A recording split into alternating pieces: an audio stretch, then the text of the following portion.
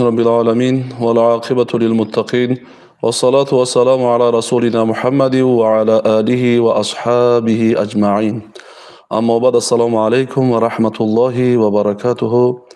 بینندگان گرامی و هموطنان عزیز، الحال ما و شما در برنامه آنلاینی مرکز اسلامی جمهوری تاجیکستان حضور داریم و امروز در موضوع تقوا و پرهیزگاری از نگاه قرآن و سنت می‌خواستیم صحبت داشته باشیم. و چنانه که خداوند در قرآن عظیم و شان می‌فرماید: اعوذ بالله من الشیطان الرجیم، بسم الله الرحمن الرحیم، ولقد وصینا الذین اوتوا الکتاب من قبلکم و ایاکم ان اتقوا الله. صدق الله العظیم. خداوند در این کلام آسمانی خود می‌فرماید که پس به تحقیق ما توصیه دادیم، وصیت کردیم آنانی را که پیش از شما کتاب داده بودیم و به شما نیز توصیه می‌دهیم تا که از خدا بترسید، تقوا را پیشه کنید.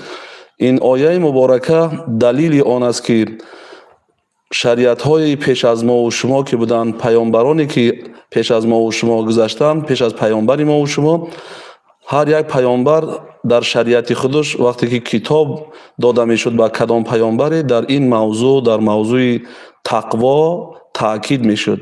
چنانه که آیه مبارکه دلیل آن است که پس به تحقیق ما وصیت کردیم آنانی را که کتاب داده بودیم پیش از شما و به شما نیز توصیه میدهیم که از خدا بترسین. تقوا این اساسی ان همون عبادتی است که بعد از انجام هر یک عبادت انسان پیش از انجامش و بعد از انجام عبادت هم کوشش کند که پایبندی تقوا باشد. تقوا این خود اطاعت از پروردگار است. هر کاری را که خداوند امر میکند ما باید که انجام بدهیم و از هر کاری که منع میکند از معصیت دور باشیم. که در حدیث آمده است، یعنی که تقوا لا فضل لعربی علی عجمی ولا لعجمی علی عربی ولا لاحمر علی اسود ولا اسود علی احمر الا بالتقوا. پیامبر گرامی در این حدیث می‌فرمایند که برتری داده نشده است عرب بر عجم و برتری داده نشده است عجم بالای عرب و نه سفید سرخ بالای سیاه پوست، نه سیاه پوست بالای سفید سرخ پوست، یعنی که مگرم برتری داده شده است با تقوا. یعنی که ما از روی ظاهری انسان هم نمیتوانیم که یکی را بالای یکی برتری بدهیم. به خاطر چی؟ به خاطری که ان همین حدیث دلیل آن است که البته را که تقوا از همه بالاتر می ایستد، برتری انسان هم با تقوا حسابیده می شود. الا بتقوا، اگر هم با تقوا برتری داده می شود. چنانکه که در دیگر آیه مبارکه پروردگار ما و شما می فرماید: اعوذ بالله من الشیطان الرجیم، ان اکرمکم عند الله اتقاکم. نزدیکترین و محبوبترین شما در نزد پروردگار همان نفری است که از روی تقوا باشد. یعنی که از روی تقوا ما میتوانیم که به پروردگار خود نزدیکی پیدا کنیم. در آیه مبارکه و یا که حدیث بیان نشده است که برتری دادن یا که به پروردگار نزدیک از روی دارایی باشد یا که از روی جسم باشد، بلکه برتری از روی تقوا است. یعنی که راهی که به پروردگار نزدیک شدن از همه راه آسان به سبب ان همون تقوا و پرهیزگاری است. که در یکی از قولهاش حضرت علی کرم الله وجهه میفرمایند: التقوا هی الخوف من الجلیل. تقوا خود ترسی از پروردگار جلیل القدر است که ما و شما همیشه باید که ترسی از پروردگار داشته باشیم. چی در خلوت هستیم، چی در مجلس هستیم، در راه هستیم، در اتاق کاری، هر کجایی که باشیم حتما باید که ما تقوا را، خدا ترسی را در مد اول بگذاریم. و العمل بالتنزیل، و دویم نشانه تقوا را بیان کردن که تقوا همین است که انسان با قرآن و العمل بالتنزیل، یعنی که کردن با قرآنی که ما و شما همگان ایمان داریم و در اطراف آیه های مبارکه قرآن تدبر و تفکر میکنیم و کوشش میکنیم که با قرآنی که حفظ کردیم یا اینکه خواندیم از همه مهم با آن قرآن عمل داشته باشیم که یکی از آن همون حقهای قرآن هم همین است که با قرآنی که حفظ کردیم یا تلاوت میکنیم با آن قرآن باید عمل داشته باشیم و این عمل کردن با قرآن یک گوشه تقوا است. والعمل بالتنزیل والقناعة بالقلیل و دیگر نشانه تقوا را بیان کردند که انسان باید که هر چیزی که از جانب پروردگار عطا می شود، چی از کم باشد چی از زیاد باشد، از رزق روزی، از آبرو اعتبار، انسان باید که قناعت داشته باشد. امروز ها میبینیم که از روی بی قناعتی، بی صبری برخی از نفرانی که از جامعه دست به جنایت میزنند، دست به دیگر کارهای زشت میزنند که یکی از سببهای آن همون قناعت نکردن به کم و زیادی که خدا عطا کرده است. و چهارم نشانه تقوا را در این قولی که گفتیم بیان شده است که والاستعداد لیوم الرحیل، یعنی که انسان باید که آمادگی بیند برای روزی رحلت. و ما و شما میدونیم که همه ما و شما در این دنیای فناشونده به حیث مهمان هستیم. چندی که تقدیر خدا باشد عمر به سر میبریم، زندگانی میکنیم، رزق میخوریم و با وقتی معین خود از این فنا پدرود خواهیم گفت. پس همین است بینندگان گرامی، ما باید کوشش کنیم که برای آن همون روزی رحلتمون آمادگی داشته باشیم و آمادگی برای روزی رحلت، برای روزی سفر قیامت، این حتما انسان باید که عملهای نیک، عملهای سازندگی، بنیادکاری را انجام بدهد. این چهار نشانه تقوا را حضرت علی کرم الله وجهه بیان کردند که این اولا ترس از پروردگاری عظیم است که ما باید که ترس داشته باشیم، هر کاری را که امر کرده است انجام بدهیم و هر کاری را که منع کرده است دوری بجوییم و بر قرآن عمل داشته باشیم و حتما با کم و زیادی خداوند قناعت کنیم و آمادگی داشته باشیم برای روزی رحلت. یعنی که آیه های مبارکه که بیان کردیم و این حدیث و این قول خود این دلیل آن است که حتما تقوا در درجه اول می ایستد. اگر ما بدانیم که پس این تقوا چقدر خوبی و خیر زیاد نهفته است، همه ما کوشش میکنیم که پایبند تقوا باشیم، تقوا پرهیزگاری را پیشه کنیم که به سبب متقی پرهیزگار را دوست می‌دارد. و ما و شما هر عبادتی که میکنیم مقصد و هدف از عبادت و بندگی همین است که به پروردگار خود نزدیک شویم و از زمره بندگان دوستدار پروردگار قرار بگیریم. پس همین است یکی از فضیلت های تقوا هم همین است که به سبب تقوا را پیشه کردن انسان یکی از بندگان دوست داشته خدا قرار میگیرد.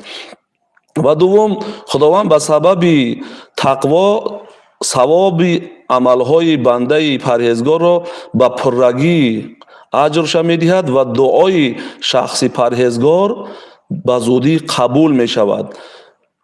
و این پاداش عمل انسان به پررگی دادن و یا دعای شخصی پرهیزگار به زودی قبول شدن یکی از سبب و عامل‌هاش چی بوده است؟ آن همین تقوا و پرهیزگاری که امروزها می‌بینیم زیادی از نفرانی هستند که شکایت میکنن از قبول نشدن دعا، که یکی از سبب‌ها آن همین است که اگر انسان تقوا را پیشه نکند، پرهیزگار نباشد، البته که دعای این شخص از سرش یک وجه بالا قرار میگیرد.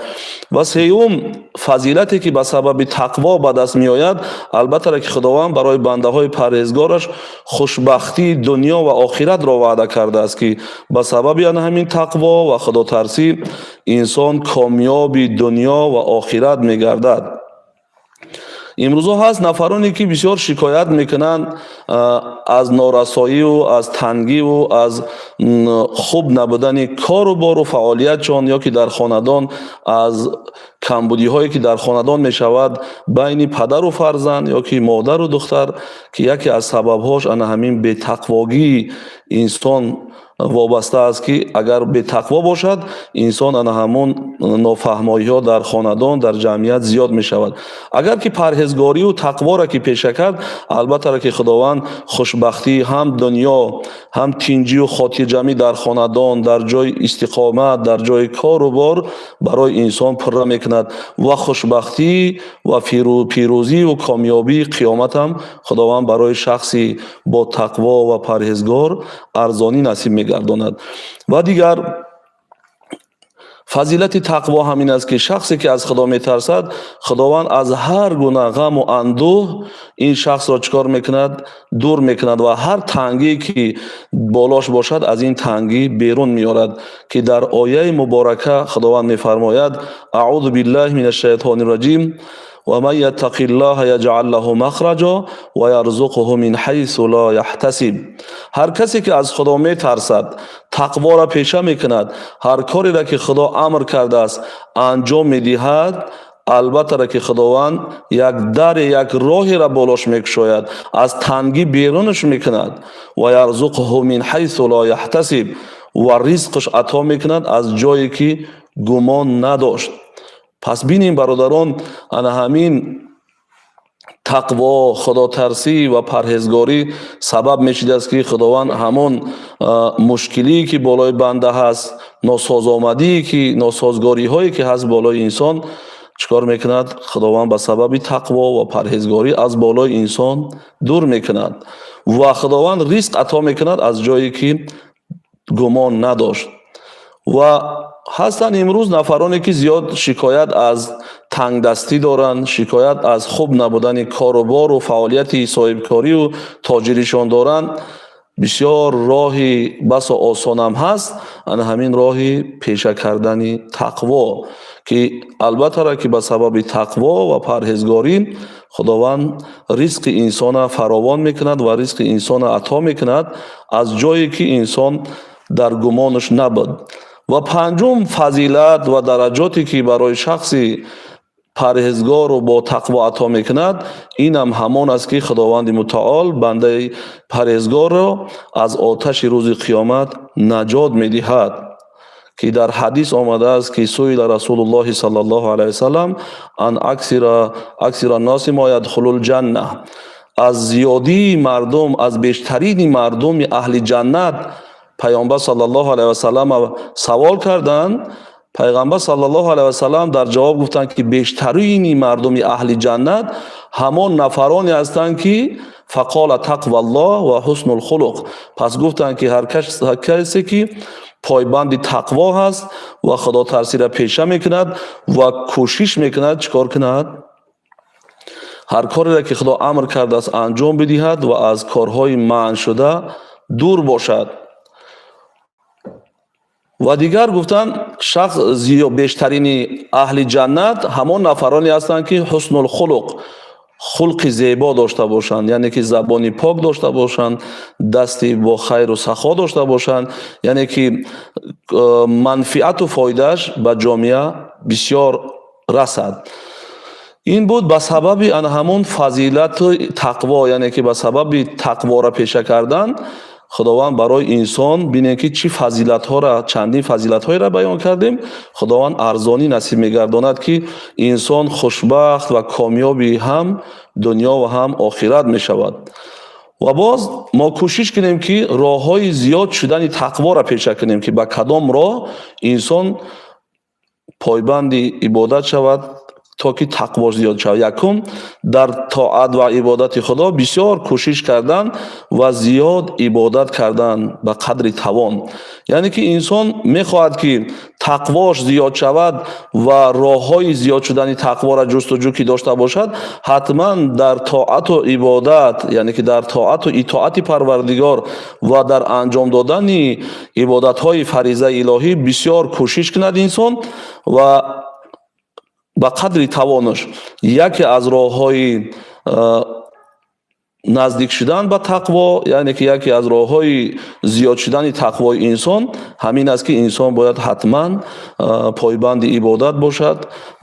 و دوم дур истодан аз маконҳое ки дар он ҷо маъсият ва нофармонии парвардигор анҷом меёбад. ҳаст баъзе аз маконҳо, маҷлисҳое ки дар он ҷо маъсият аст, дар он ҷо гуноҳ аст, нофармонии парвардигор аст ва инсоне ки мехоҳад ки тақвош зиёд шавад ва соҳиби тақво бошад, ҳатман кӯшиш кунад ки аз ин гуна роҳ, аз ин гуна маконҳо чикор кунад? Дурӣ биҷӯяд. ва дигар агар ба нафармонӣ даст зад ва онро ошкор накунад. Яке дигар аз роҳи зиёд шудани тақво, инсон мешавад ки кадом кореро саҳвану хатоан анҷом дод, дарҳол истиғфор кунад ва пушаймон шавад, то ки ҳамон гуноҳе ки анҷом додааст ифшо накунад, яъне ки дубора дар назди чанд нафар ё ки дар кадом як маҷлис дубора чикор накунад, таърифу тавсифи гуноҳи худша надошта бошад. ва дигар роҳи зиёд шудани тақво ин албаттара ки бисёр инсон андеша кардан дар ҳоли дунёву қиёмат, яъне ки дар офариниши дунё зиёд мо бояд ки андеша кунем ки парвардигоре ки ман ва шумо ва тамоми махлуқот ва тамоми коинотро халқ кардааст чӣ қадар бузург аст ки бинем ки офариниши дунёро андеша кунем, ақли инсон оҷизӣ мекунад. Дар масъалаи офариниши охират ҳам агар андеша кунем, ақли инсон оҷизӣ мекунад. Пас дар ана ҳамин нишонаҳои парвардигор зиёд андеша кунем ва итоат ва пойбандии ибодатмон зиёд шавад. ва яке дигар аз роҳҳои зиёд кардани тақво ин ба анҷом додани ҳамон рӯзаҳои нофила аст ки ба сабаби ибодатҳои нофила инсон ҳар оина чикор мекунад? Ба парвардигор наздик мешавад. Чӣ рӯзаи нафлӣ бошад ва чӣ намози нафлӣ бошад ё ки хайри нофила, садақоти нофилаҳое ки аст инсон анҷом бидиҳад, яке аз роҳҳои зиёд шудани тақвои инсон мегардад. ва дигар ҳамеша ба зикри худо бардавом будан ки дар Қуръон омадааст ки аъузу биллаҳи минаш шайтонир раҷим ала бизикриллоҳи татмаиннул қулуб, ки худованд дар ин каломи осмонии худ мефармояд огоҳ бошед ки ба зикри Аллоҳ қалбҳои шумо ором мегирад. ала бизикриллоҳи татмаиннул қулуб, яъне ки ин ояи муборака далили он аст ки мо мехоҳем ки пойбанди тақво бошем ва тақвомона зиёд кунем, ҳар оина кӯшиш кунем ки яке аз роҳҳои зиёд шудани тақвои банда ҳамон аст ки инсон бояд ки ҳамеша ба зикр, ба ёди парвардигор забонаш олуда бошад. ва дигар роҳи зиёд кардани тақво ҳам пайравӣ аз расули акрам саллаллоҳу алайҳи васалам дар гуфтор ва рафтор аст ки мо шумо имрӯз даъво дорем ки уммати расули акрам саллаллоҳу алайҳи васалам ҳастем. Ҳар оина пайравӣ аз пайғамбари худо саллаллоҳу алайҳи васалам дошта бошем ки дар ҳадис омадааст ки қола расулуллоҳи саллаллоҳу алайҳи васалам иннамо буъисту лиутаммима макоримал ахлоқ. ҷуз ин нест, гуфт пайғамбари худо саллаллоҳу алайҳи васалам, ки ман фиристода шудам барои пурра кардани макорими ахлоқ. пас ҳамин худ дастурамал аст ки инсоне ки даъво дорад ки ман бандаи худо ҳастам ва уммати расули акрам саллаллоҳу алайҳи васалам ҳастам, ҳатман бояд чикор кунад? Пайравӣ аз пайғамбар саллаллоҳу алайҳи васалам дошта бошад, чӣ дар гуфтор ва чӣ дар кирдор бошад. ва мо шумо имрӯзҳо мебинем ки бархе аз ҷавононе ҳастанд ки муроқиби забоншон намешаванд, муроқиби рафторшон намешаванд, дар баробари оне ки боз ҳам даъво доранд ки мо чӣ ҳамон уммати расули акрам саллаллоҳу алайҳи васалам ҳастем. ва яке аз дигар роҳҳои зиёд кардани тақво ҳам ҳамин аст ки инсон бояд чикор кунад? Зиёд тиловати Қуръон дошта бошад ва дар атрофи ҳамон Қуръоне ки тиловат мекунад ҳар як ояҳое аз Қуръон тадаббуру тафаккур дошта бошад, ки яке аз ҳақҳои Қуръон ҳам ҳамин аст ки мо ҳамагӣ ба ин Қуръон имон дорем, бовар дорем ва яке аз ҳақҳои Қуръон дигар ҳаққаш ҳамин аст ки дар атрофи ояҳои Қуръони азимушан тадаббуру тафаккур дошта бошем. ва яке аз ҳамон роҳҳои зиёд шудани тақвои инсон ҳам ҳамин аст ки инсон вақте ки тиловати қуръон дошта бошад, албатта дар атрофи ояҳо тадаббуру тафаккур кунад ки дар он қуръон чӣ дар васфи ҷаннат бошад ё ки чӣ дар васфи дӯзах вақте ки баён мешавад. Албатта мо дар атрофи васфи ҷаннат ки тиловат кардем, аз фазилату аз хубиҳову аз неъматҳое ки дар дохили ҷаннат ҳаст мо андеша мекунем. Ва вақто ки дар атрофи дӯзах сухан меравад, мо бояд ки ба сӯи Парвардигор паноҳ бибарем аз азоби рӯзи қиёмат ва аз азоби ҳамон оташи дӯзах. Ва яке дигар роҳи зиёд шудани тақво ҳам ҳамин аст ки вақте ки инсон гуноҳ кард, ҳар чӣ зудтар ба сӯи тавба бозгардад, яъне ки инсон тавба кунад, ки худованд дар Қуръони азимушан мефармояд: аъуду биллаҳи минаш шайтонир раҷим, я айюҳаллазина оману тубу илаллоҳи тавбатан насуҳо. Касоне ки имон овардаед, тубу ила тавба кунед ба сӯи Парвардигор, тавбаи сидқӣ бошад. Яъне ки тавба ин худ боз истодан аст аз гуноҳ. Яъне чуноне ки гуфтем, вақте инсон саҳвану хатоан ё ин ки қасдан як гуноҳеро анҷом медиҳад, дарҳол чикор кунад? Тавба кунад ва боз истад. ва нашавад ки ба умеди ки тавба мекунам гуфта инсон ҳамин гуноҳҳое ки анҷом дода буд боз ҳам бардавом анҷом бидиҳад.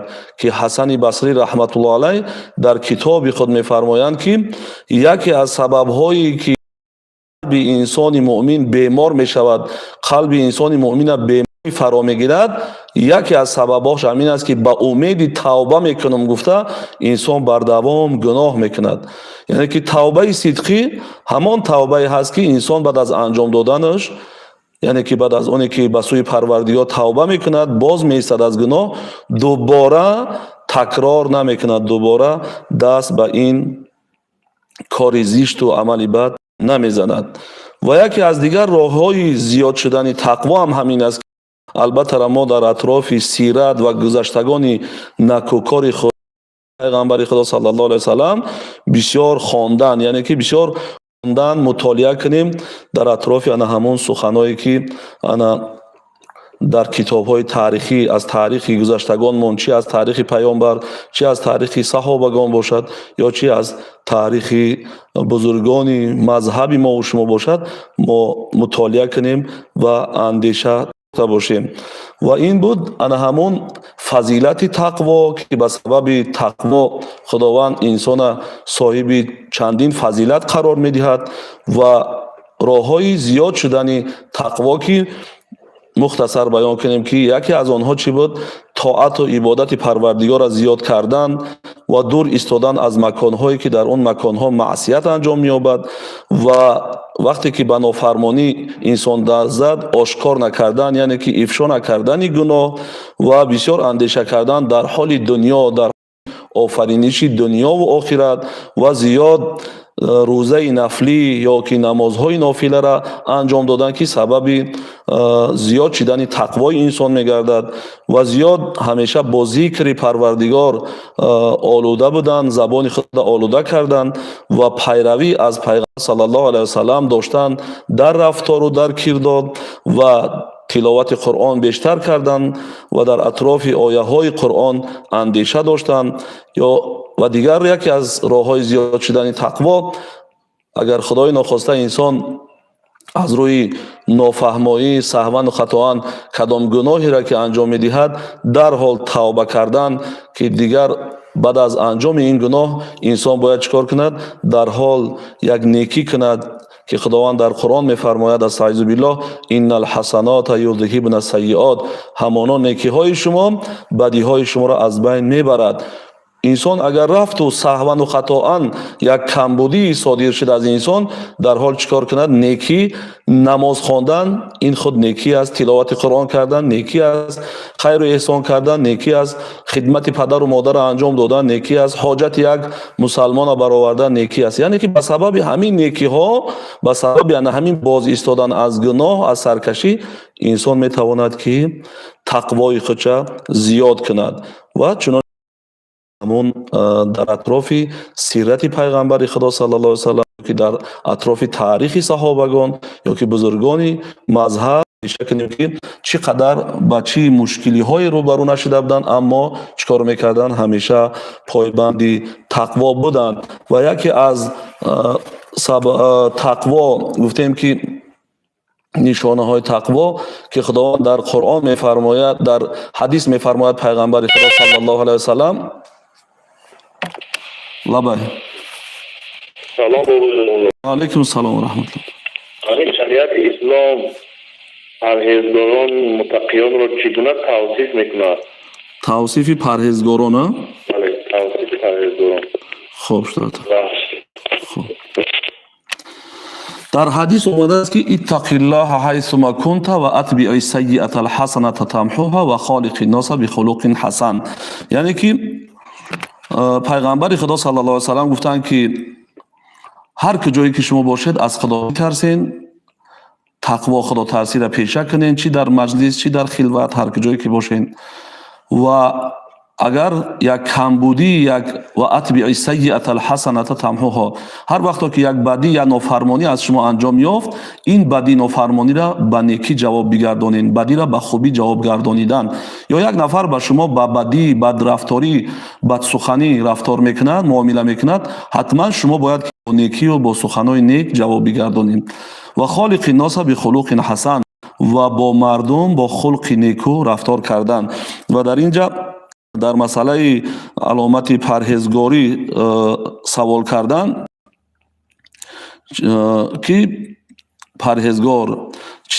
پرهیزگار شدن، البته که با زیاد، چنانه که گفتیم، زیاد عبادت کردن، زیاد ذکر خدا کردن و دور بدن از گناه سبب می شود که انسان چیکار کند؟ پرهیزگار شود، یعنی که تقواش باز هم زیادتر کند. و در آیه مبارکه آمده است که یا ایها الذین آمنوا اتقوا الله و تنظر نفس ما قدمت لغد واتقوا الله ان الله خبیر بما تعملون. که خداوند در قرآن عظیم و شان خطاب میکند ای کسانی که ایمان آوردید، اتقوا الله، از خدا بترسید. یعنی ببینید که بعد از ایمان به الله حتما تقوا را خدا ترسی را فرمان برداری را تأکید میکند که از خدا بترسید و نظر کنید به نفس های خود، یعنی که به نفس خود این عمل انسان است که به عمل های خود نظر کنید. ولتنظر نفس ما قدمت لغد، پیش از اونی که رحلت میکنین از این دنیای فنا شونده که چی چیز آماده کردین، چی عمل های نیک انجام دادین. خداوند در این کلام پاک خود میفرماید که ما نظر کنیم. باز در دوام آیت واتقوا الله، باز از خدا بترسین، همانا خداوند آگاه است به هر کاری که بنده انجام میدهد. از این آیه مبارکه ما چنین فهم پیدا کردیم که در یک آیه مبارکه ببینید که دو مراتبه خداوند تقوا را، خدا ترسی را تاکید کردن که هر آینه شخصی که ایمانی به الله دارد و بر روز قیامت باور دارد که قیامت آمده نیست، حتما باید که تقوا را پیشه کند. لبای سلام علیکم. و علیکم السلام و رحمت الله. یک سوال داشتم حضرت. خوب گوش میکنم.